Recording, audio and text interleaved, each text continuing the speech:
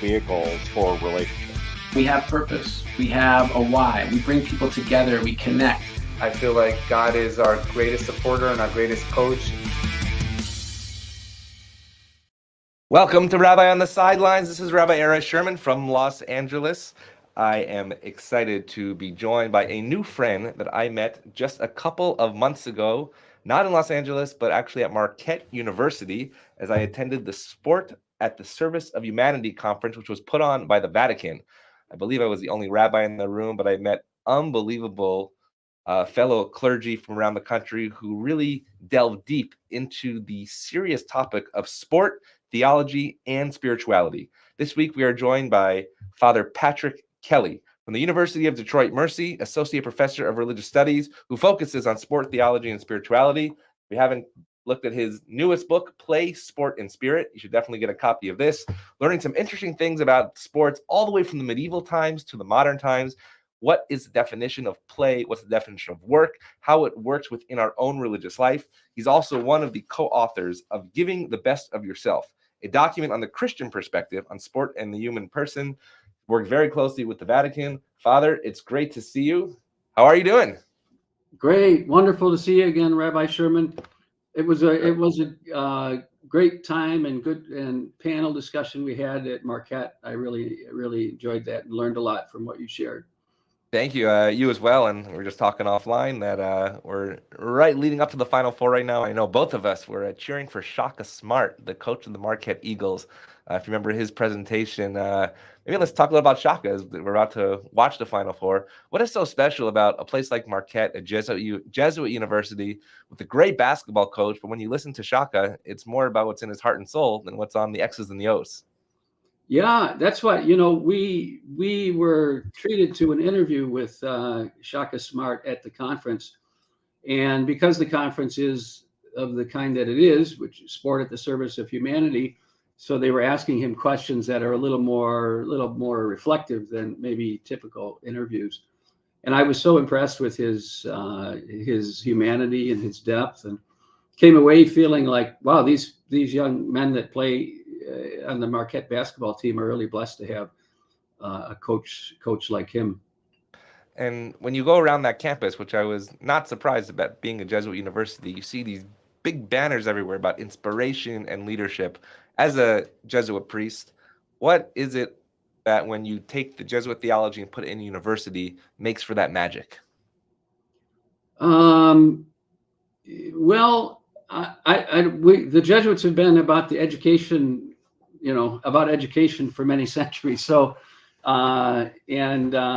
so I think that we probably have benefited, from that long experience in terms of how to connect some of our core values or, our spirituality to how it is that we educate, And of course, in our case, some of the key elements of that would be helping young people make good decisions about their lives in such a way that they can be of service to the community, to help build a more just and humane world, is the way one of our schools puts it. And so the way we teach, the kind of reflection that you invite students to engage in, incorporates all of that. And I think that can become inspiring and for many young people, life-changing. I actually grew up in Syracuse, New York, which was a hotbed of college basketball, but there was a small Jesuit school right down the street from me, Lemoyne College. Yeah. And that's where my older sisters actually in high school took biblical Hebrew with a Jesuit priest. And so they were teaching the rabbi's children biblical grammar as well. So usually I go from the ordinary to the sacred, which is from the sports to the religious world. And often I'm interviewing athletes who are giving me a perspective of how religion enters their field. But I think for this conversation, it sort of goes the opposite. But I always like to ask people who are involved in the sport and spirituality world, where did it start? Because I know you were an athlete growing up, and then I believe you sort of, I don't want to say found faith, but the faith piece came a bit stronger in your college career. So let's talk about the sports life. And you're a football player. What did you love about it? And when did you realize that it was going to be something that you really wanted to take to another level? Yeah. So, for me, my own story, it does go the way the second way you were describing, I think, or maybe the first way, that is to say, sports came first for me. Mm-hmm. So that was my, everybody likes different things when they're young. When I was growing up, I loved playing sports. I'd lose track of time down at the schoolyard, shooting baskets or playing, forget to come home for lunch, or and then played football and basketball on school teams and through high school, and then played football in college. I think the thing for me, one of the things that's most important, if we're going to talk down the road about a through line, that is to say, like, is there a point of connection between all of that and spiritual life or spirituality? For me, that would be joy, because I just really enjoyed playing, and then the play part is important too, and maybe we'll talk about that a little bit later on. So when I think about playing sports when I was younger, the first thing that comes to mind is fun. It was just a lot of fun. And I think that's why a lot of and in fact, not to get into academic things right away, but in fact, studies have been done that show that is the number one reason that young people participate in sports, because it's fun. And it's also the number one reason that they give for dropping out of sports, because Mm-hmm. it's no longer fun. So I'm not kind of unique in this regard. Well, it's interesting that you say fun. I talk to a lot of young people who are going through a rite of passage, the bar mitzvah and bat mitzvah at age 13 in the Jewish tradition. And I always say, what are you passionate about? And I can pretty much narrow it down to dance, art, or basketball. And when I asked the sports question, I said, yes, why do you like to play? Because it's fun. But it's also hard, right? Yeah, right. It's sweat and tears. It's winning and losing. It's coaching and teaching and learning. So how does the fun and the learning piece come together? And you write in your book, we play for our own sake, and yet play contributes to our flourishing. Does the joy, is that a direct correlation to the flourishing, or does it take something inside? Because is it when we stop flourishing, is the fun over? What is that correlation? Well, what you raise, that the young people you talk to say they have fun playing basketball, and yet it's also hard, or challenging. It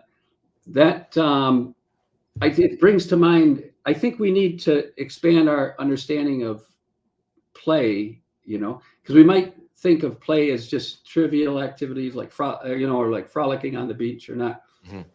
But I think it makes sense to think of play in a broader way, which would include sports, which are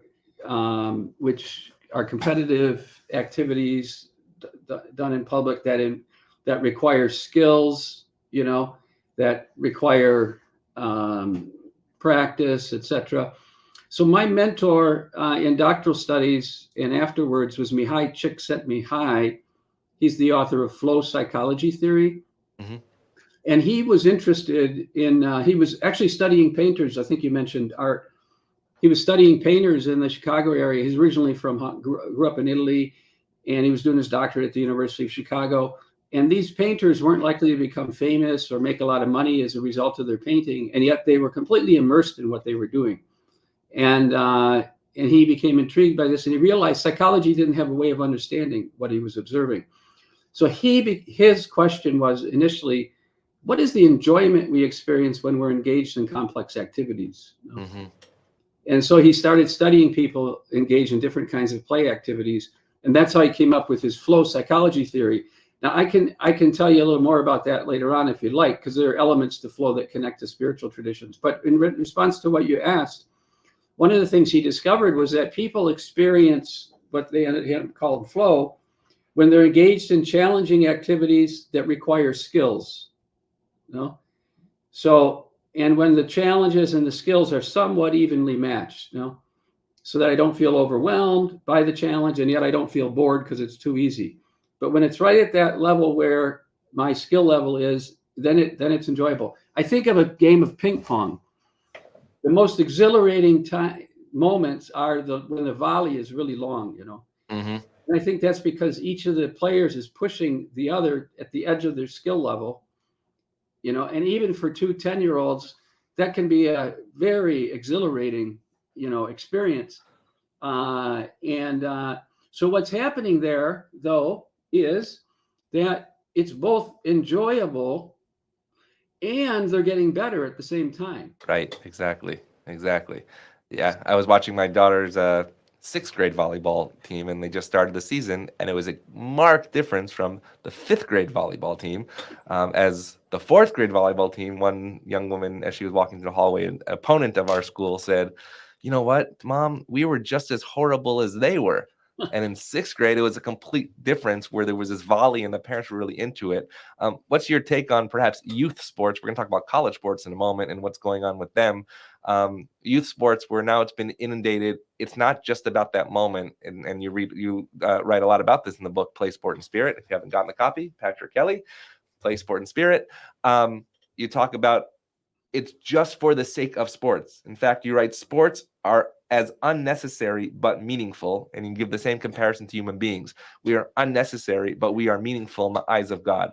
When sports becomes a means to something else, then it seems to also lose some of its joy. Maybe you can speak a little about how sports are unnecessary but meaningful, and in those moments of flourishing and joy and putting these things all together. Yeah. So, there has been a shift in the culture in recent decades where I think many people, parents, coaches, maybe children, are beginning to view sport more as a means to something later on, college scholarship in most cases. And so now that is an instrumental way of thinking about something, right?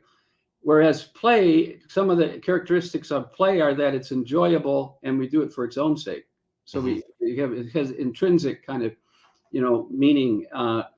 And so, one of the things that's happening is young people are training year round in one sport. Now that's also a new development. So early specialization, and that's related to this other goal, to get the kids a leg up on other kids so they can get a college scholarship.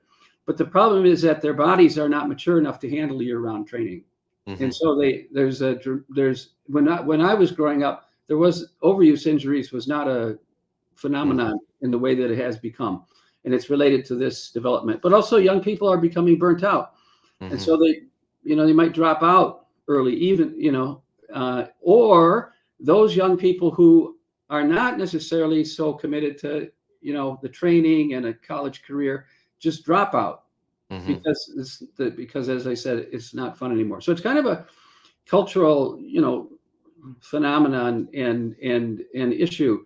And I think Csikszentmihalyi's research is very helpful because it highlights the fact that young people, everybody, we actually, there's something about engaging in enjoyable activities, for their own sake that leads to our well-being, to our growth.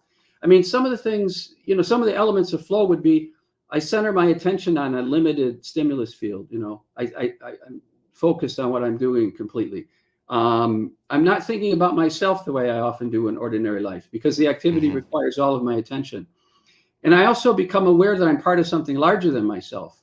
Right. In sports, for many young people, team sports in the United States is one of the first ways that they experience that. They're part of something larger, and time goes by in a different way. There are a lot of different elements of this flow, so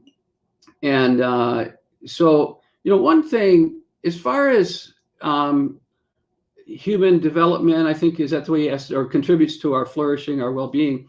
One way to think about that, and Csikszentmihalyi, my mentor, writes about this in other contexts too, is that young people can learn how to bring their own gifts, their own skills, let's say in a sport as they develop them, even their own personality, who they are, but in such a way that it contributes harmoniously to the whole, to the team and its goals and its purposes. Right.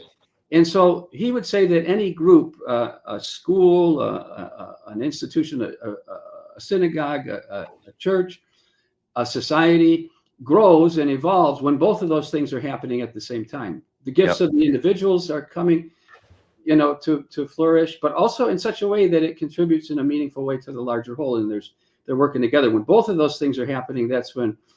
And so young people, if they learn that in sports, when they then become managers at their business or teachers in an institution, religious leaders, they can lead in those communities in this kind of way.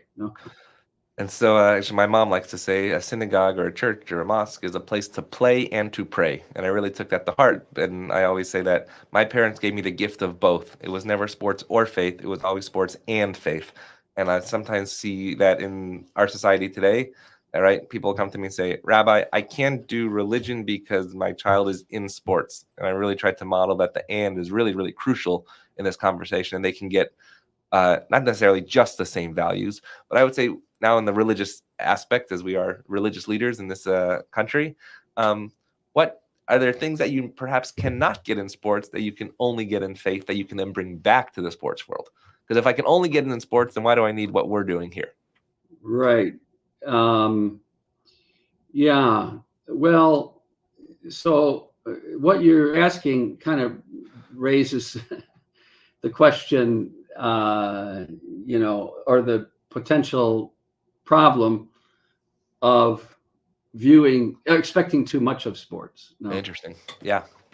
Because, when people like yourself and myself and other people involved, theologians, religious leaders, start making these connections or these links, I think we need to be careful not to collapse, not to move to the point where then the religious tradition or elements that it brings become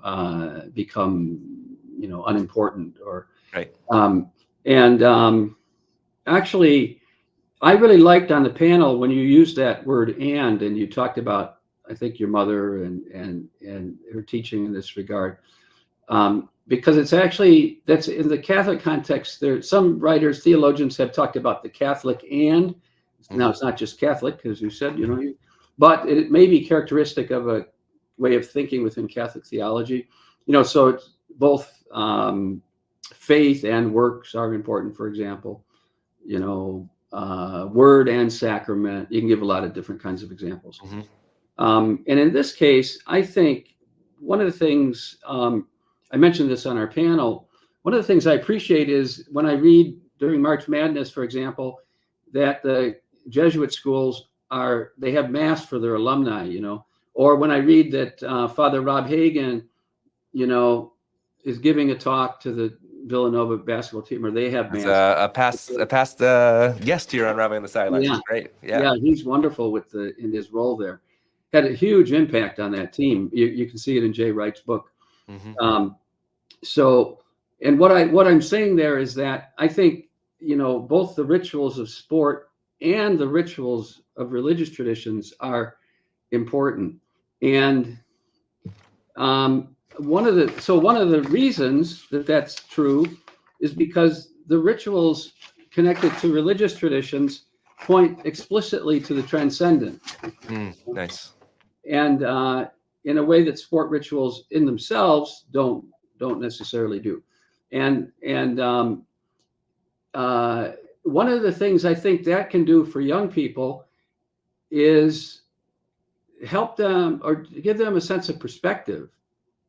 Like to see the activity that they're engaged in a certain kind of perspective that, the world is bigger than this.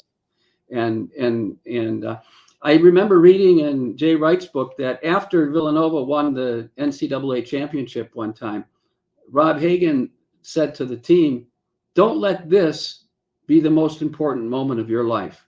Wow. Yep. What's going to be most important is that you go on. I'm paraphrasing by memory. What's going to be most important is that you go on you be good fathers in your family, your children, spouses, and you be good, solid members of your community, and you contribute to the society in which you live. That's the most important. So I'm just giving an example of faith sometimes can bring perspective.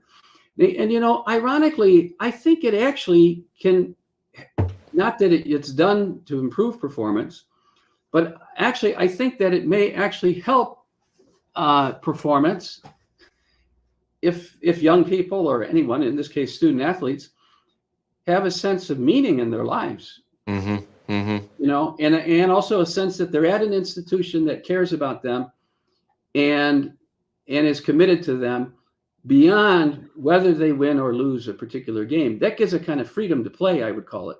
Oh, I love that. Yeah, actually, last week my guest was Kevin Jordan, who's the chaplain of the UCLA football team, who was the chaplain of the Pittsburgh Steelers when they won the Super Bowl, and Mike Tomlin credited him for the Super Bowl victory based on giving the meaning of what was happening on the field, off the field, which was really powerful. And that's why I found this conference so interesting.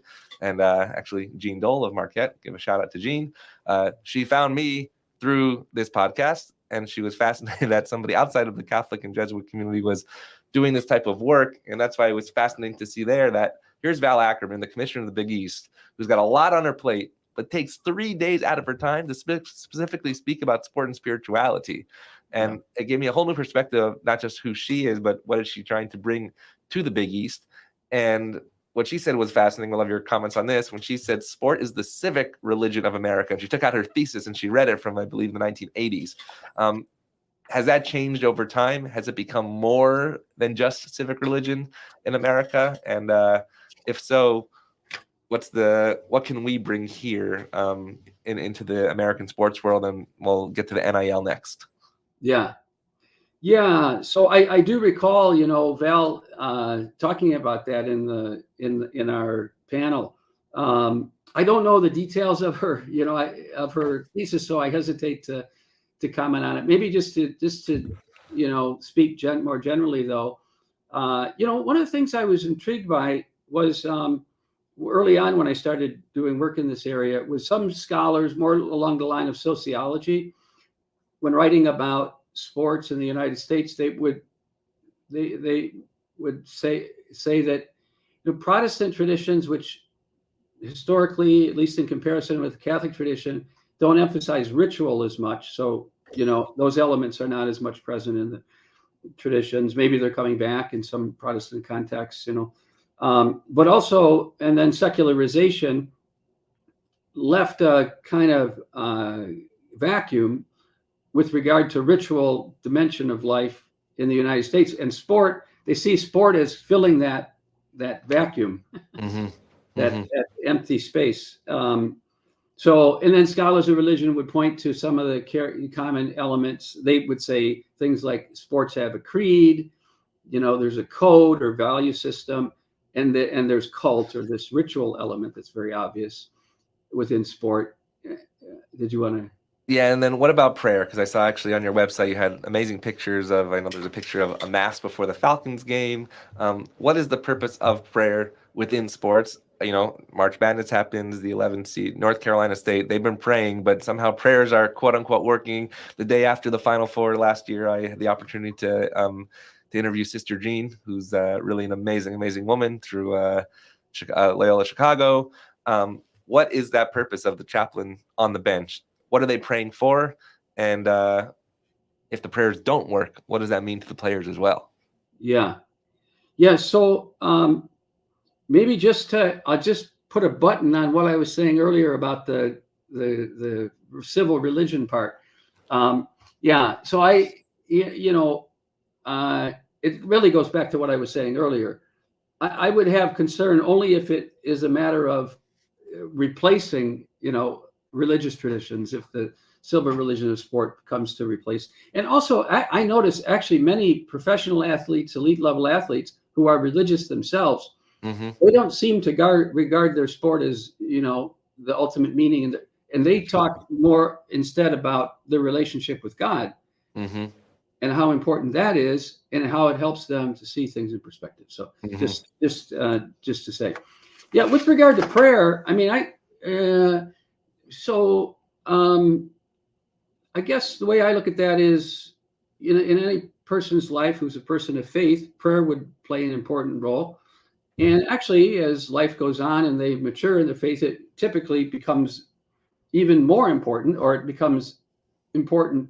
Everything becomes integrated in a way, right? Well, in their life, and so in that sense, it would be understandable that a person would pray also in relation to their activity of participating in sport, or they might do it communally, So, and so sometimes teams would pray. I don't know if you've seen the book "Oh God of Players," the story of the Immaculata, Mighty Macs.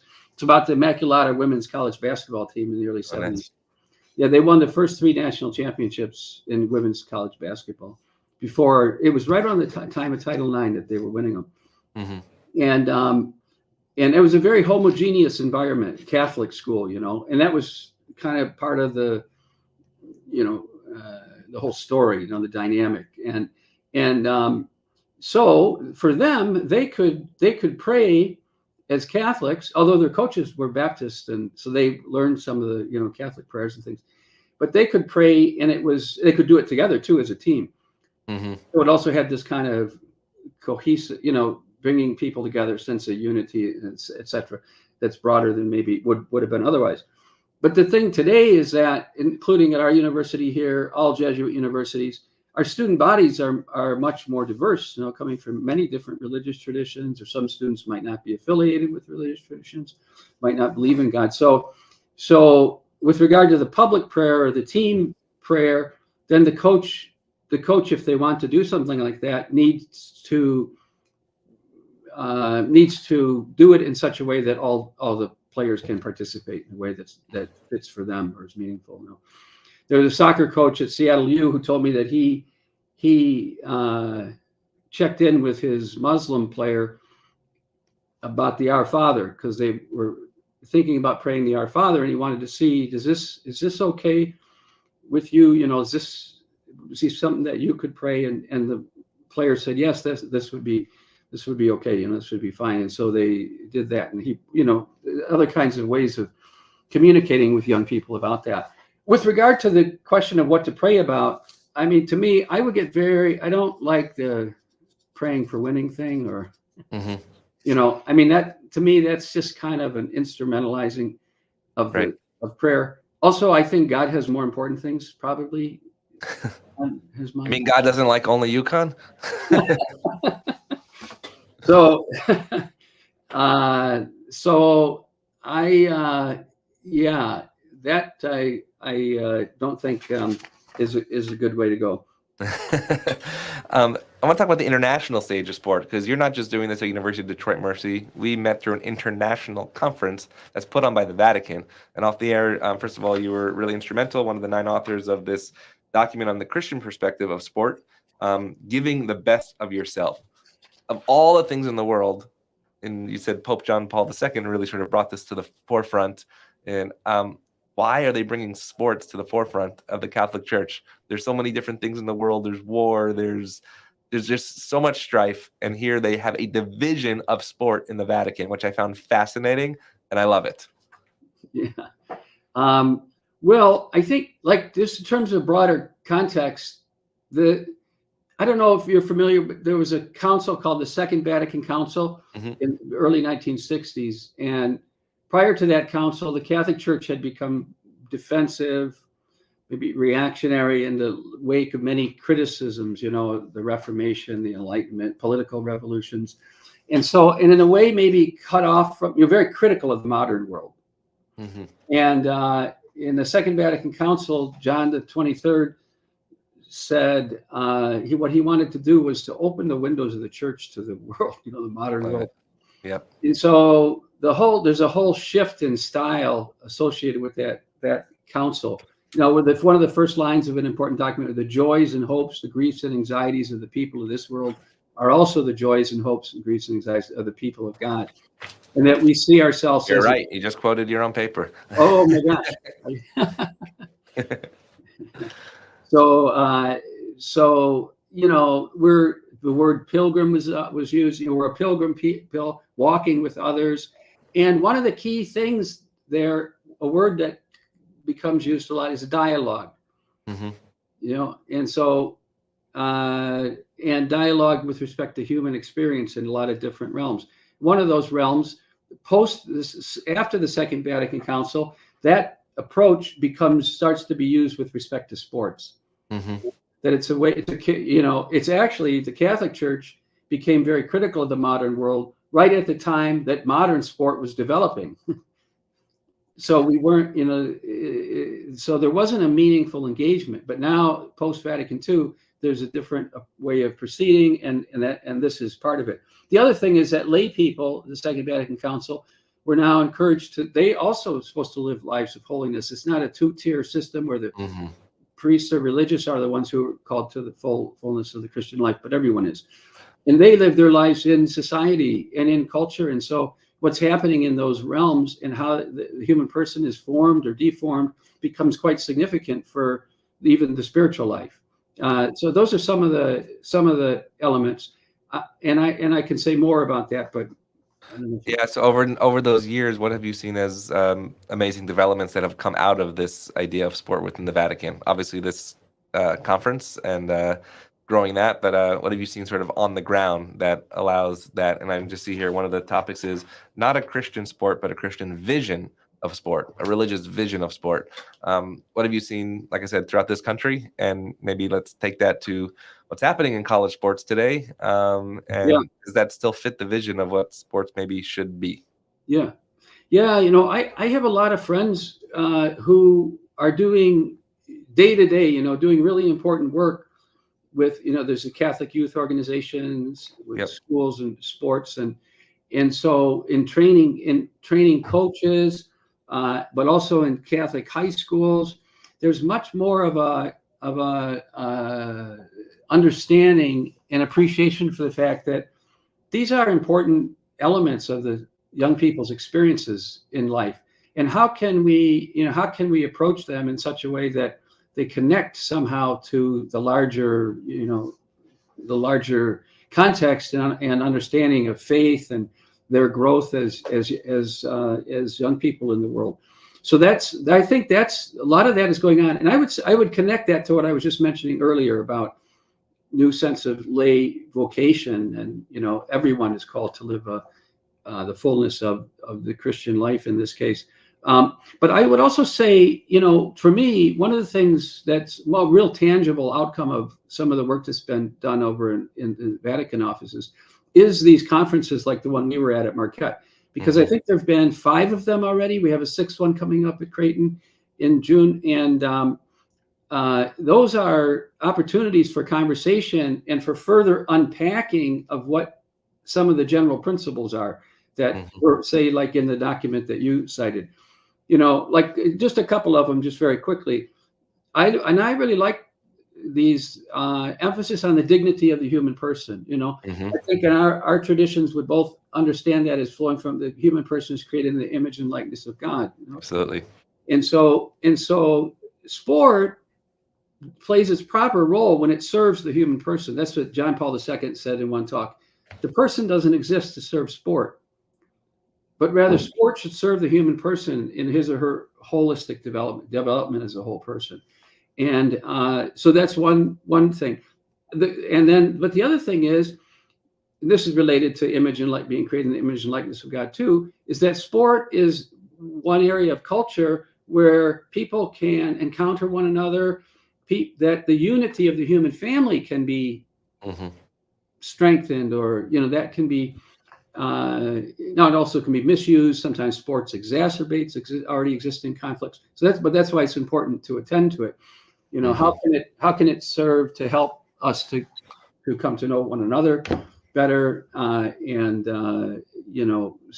live together. So these conferences are called Sport for Humanity, which I like the title a lot. Right. How does it relate to the human flourishing? And then how does it help us live together better in society? And so when you were looking at college sports today, obviously the 2 major things are the NIL and the transfer portal. I remember growing up, I guess even until a couple of years ago, if you're going to transfer, you had to sit out a year. You had to really think about the challenges that were going to come about. But also, again, growing up in Syracuse with Coach Jim Boeheim, his best players were seniors that didn't play really as a freshman, but developed their character. And now it's not only are they playing, but they're transferring perhaps for a dollar amount. The best starter on one team now goes to another place. They're getting paid to not even by performance, but they're going to get the check no matter what. At the same time, we have coaches also in the transfer portal, and right here, Andy Enfield just left USC to go to SMU, and now is Bronny James going to follow him? is this college athletics at the heart of the vision of humanity right now, or are we just in a different world and we can also bring spirituality to what we're seeing here too? Mm-hmm. Yeah. Yeah. So, I mean, some of these developments, people understandably were seeing problems, especially, ESPN's founded in 1979. You have round-the-clock sports programming, and then other networks get involved in the contracts for televising these games for leagues became really quite, remarkable. And while the schools, even the wealthiest schools, might not have made profits, they did bring in revenue. They were bringing in money, and it contributed to an arms race in universities for facilities, stadiums, coaches' salaries skyrocketed. And so people understandably were looking and saying, well, all of these people are profiting, getting all this money, these institutions, and yet the very young people who are attracting them are not able to do so. So I think it's rightly also there were very public scandals around student athletes taking fake classes, and so there was a sense that universities didn't really have their best interest in mind, and so I think it is rightly considered a justice issue, but I would also say that a focus only on that issue runs the risk of leaving unaddressed other really important issues, and maybe even one more fundamental issue, which is what is sport? What is its human significance? And you have to answer that in order to say, how is it related to education? And I think that we have not, the fact that we have not attempted even, it seems, to do that in higher education is what has left sport vulnerable to being regarded only as a means to an end, to the end of institutions. And so that question, I think, still needs to be addressed and answered. And actually, I'm involved with we're going to be doing some work in that area with Jesuit universities. Oh, wow. But the other thing is, it doesn't consider this, if we focus only on what we've already talked about, it doesn't consider the possibility that a too exclusive focus on financial considerations can corrupt intercollegiate athletics or undermine the student athlete experience in the long run. That's a possibility too. I mean, both of our traditions caution against idols, or turning something into an absolute, or only focusing on this is the thing that's important. Michael Sandel says that, when we're living in a market society, everything's evaluated only by market values. It runs the risk of crowding out non-market values worth caring about. And so just to take one dramatic, big example, all of the recent conference realignment that's been going on, where the Pac-12 collapsed completely and has now become You're talking to a Pac-12 guy right here. Yeah. Tell me, what am I going to see next year? But the thing is that now they're part of these national conferences geographically. And it's kind of shocking that no one seemed to consider that these young people, student athletes who are in non-revenue producing sports, volleyball, tennis, whatever it is, who play 2 to 3 times a week, and usually in the middle of the week. How are they going to be traveling from Portland to Boston and and back in the middle of the semester? And what does this do in terms of the student athlete experience?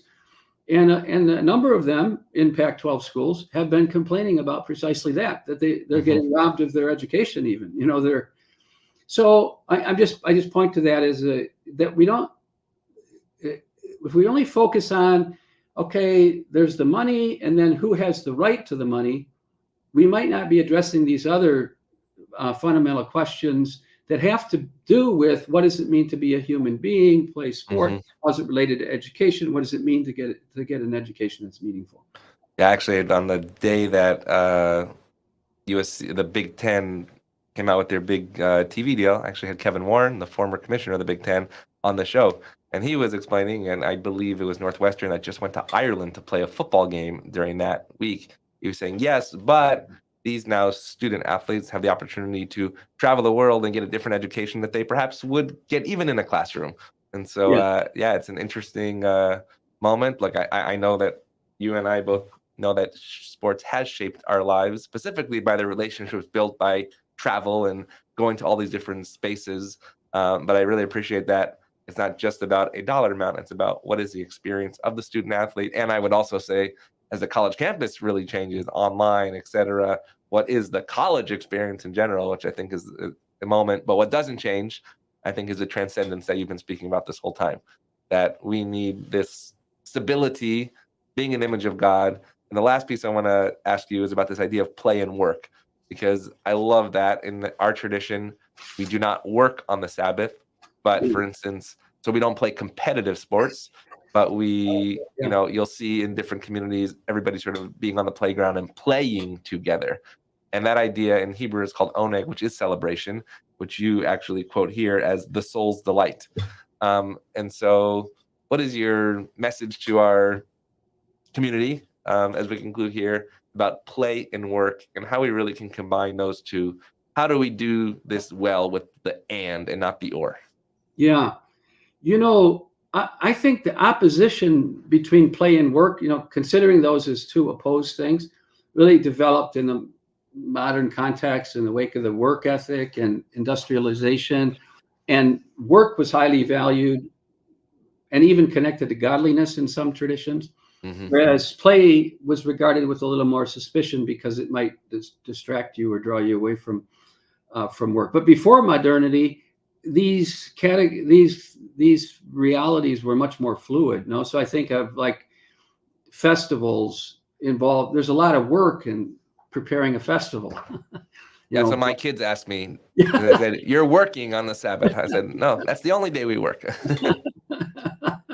Yeah. So and then I would just say my mentor, Mihai Csikszentmihalyi, he also did not see a hard and fast distinction between play and work. So he pointed out, and we can relate to this. Many people maybe can relate. Work can also be enjoyable, and can have intrinsic rewards.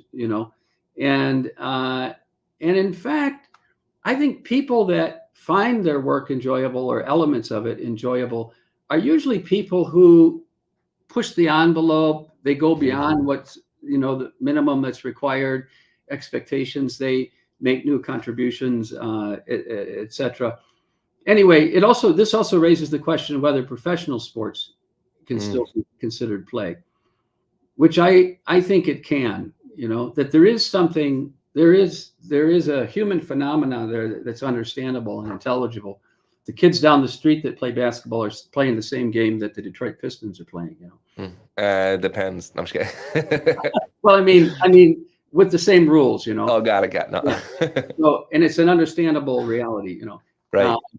The Pistons are getting paid. They're not playing that well right now, but they're still getting paid. But my guess is that even if they weren't playing for the Pistons, they'd probably still be playing because they love basketball. So it's kind of back to our both and. They get paid, but they also get paid for doing something that they love, and it still has a kind of play element or dimension to it. Actually, Phil Jackson really emphasized this in his approach to coaching. And he said the primary job of a coach is to reconnect players to that love of the game. And that he saw that as really important, even for how well the teams can continue to play. It's a human phenomenon. So that human dimension needs to be given expression, and that's what keeps athletes playing and committed to what they're doing. Maybe I went off in a little different direction than you were. No, it's perfect. It's perfect. I think the same thing is true with the religious experience, that the rituals, the festivals, when people come to our community one day a year and they're expecting the home run, I asked, did you take batting practice? Right. And actually, that's how you sort of end your book here about the bat in the hand? Are you ready to sort of swing that bat into the spiritual realm? I have learned and continue to learn so much from you. It was an honor to serve with you on the panel of the Sport at the Service of Humanity at Marquette University. I'm going to send out that link of our panel with Val Ackerman and some really distinguished guests. Father Patrick Kelly, University of Detroit Mercy, Associate Professor of Religious Studies, Sport, Theology, and Spirituality, author of this newest book, Play, Sport, and Spirit. You can get your copy on Amazon. Father, it's so great to have you on the show, and I look forward to continued connection and learning from you as we advance this mission and vision of sport and spirituality. Have a great day. Thank you so much, Father. Thank you so much, Rabbi Sherman. Thank you.